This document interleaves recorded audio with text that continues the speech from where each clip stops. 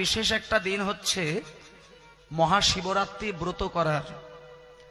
আচ্ছা বলি, মহাশিবরাত্রি ব্রতটা মানুষ কেমন ভাবে করেন তাই না, কিন্তু কেমন ভাবে করবেন একটু সংক্ষেপে বলে দিচ্ছি, যেহেতু দুটো দিন আগে হয়ে গেল।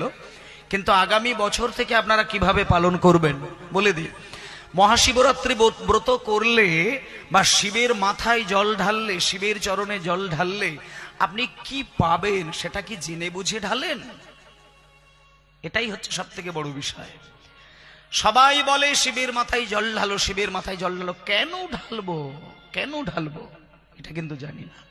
শুনুন, এগুলো খুব সূক্ষ্মভাবে চিন্তা করতে হবে। শিব হচ্ছে মহাযোগী।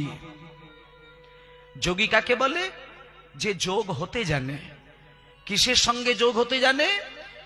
পরমাত্মার সঙ্গে যোগ থাকতে জানেন যিনি, তাকে বলেন যোগী।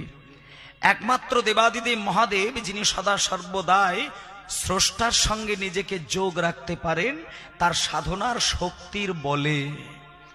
আর শক্তি এই পৃথিবীতে